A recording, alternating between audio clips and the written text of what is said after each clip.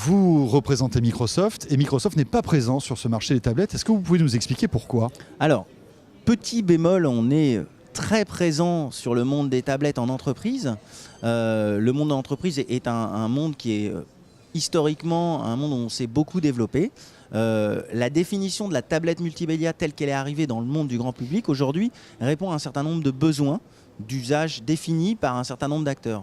Aujourd'hui, notre approche, elle dépasse peut-être un petit peu le cadre qui a été défini sur la tablette multimédia telle qu'on la voit, qui est de dire peut-être on va vouloir avoir une tablette qui soit plus en lien avec un autre environnement, enfin avec un environnement plus global, le PC, le téléphone, pourquoi pas une console. Et aujourd'hui, ces éléments-là, on va faire en sorte qu'ils soient peut-être plus en harmonie. On travaille plus à rendre harmonieux le passage déjà entre un PC, un téléphone et une console.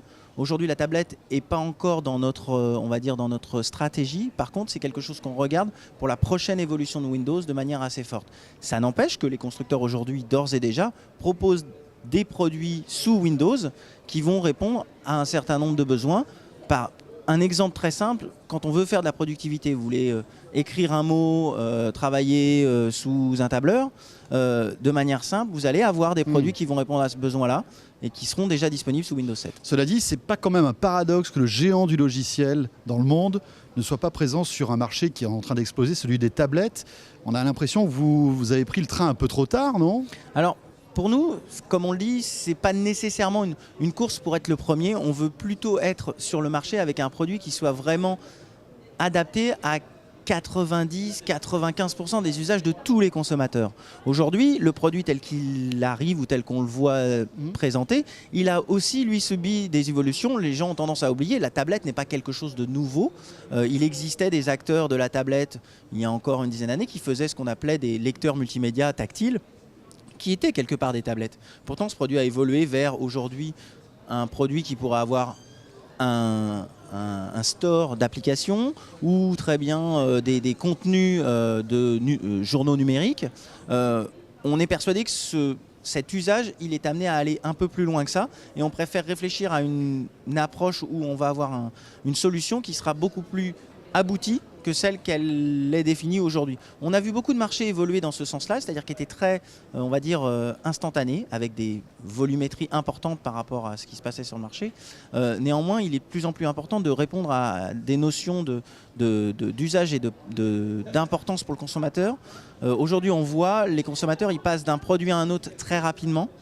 Ce qu'ils souhaitent, c'est d'avoir quelque chose qui soit plus dans la pérennité et dans la durée. Quand on voit les investissements et les coûts que représentent ces équipements électroniques. Donc pour vous, la tablette, c'est quoi? C'est un marché éphémère? C'est un truc de mode qui va disparaître comme est peut-être en train de disparaître les netbooks? Non, je pense que c'est plutôt un marché qui est en évolution et qui n'a pas encore abouti à un niveau de maturité qui permet de dire aujourd'hui tous les besoins qu'on trouve sur la tablette et que le consommateur a besoin, ils sont présents dans un produit. Donc lorsque vous serez sur ce segment, ça sera pour proposer un maximum d'usages sur la tablette. Mais ça peut arriver quand, à votre avis? Quand est-ce que Microsoft sera prêt pour arriver sur les tablettes? Alors, dans 6 mois, dans 1 an? Ce qu'il faut savoir, c'est que dans cette approche d'avoir un système qui soit uniforme sur un certain nombre d'équipements, on travaille aujourd'hui sur la prochaine version de Windows qui va permettre de répondre à plus d'environnements, c'est-à-dire à la fois sur des produits qui sont du monde de l'informatique, ordinateur, console,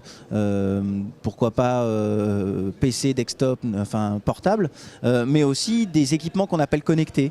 Comme demain, on est particulièrement friand en France des box. Ces box, elles sont équipées d'un système d'exploitation qui pourrait réfléchir à ça. On a des équipements qui sont connectés comme des radios réveil maintenant. Donc tous ces équipements-là, aujourd'hui, il faut vraiment leur permettre de dialoguer ensemble, mais aussi que ce soit extrêmement simple pour le consommateur de pouvoir profiter de ces bénéfices. Parce que la fonction est une chose, la simplicité en est une autre. Et tout notre challenge, pour nous, c'est d'arriver à rendre ces usages très simples pour le consommateur, adoptés par nos partenaires au sens global du terme. Donc ça serait pour quand? On travaille aujourd'hui sur des solutions qui vont arriver. On en a déjà un certain nombre qui sont présentes, mais on voit un gros virage avec l'arrivée du prochain Windows qui est prévu 3 ans après la sortie de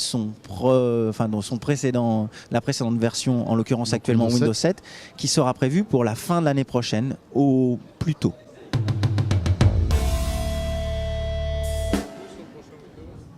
T'essayes, hein. T'as rien à dire sur Windows 8? Je vous lâcherai Ah oui. rien de plus. Je pourrais rien vous dire de plus. Non mais c'est vrai. Hein? Non.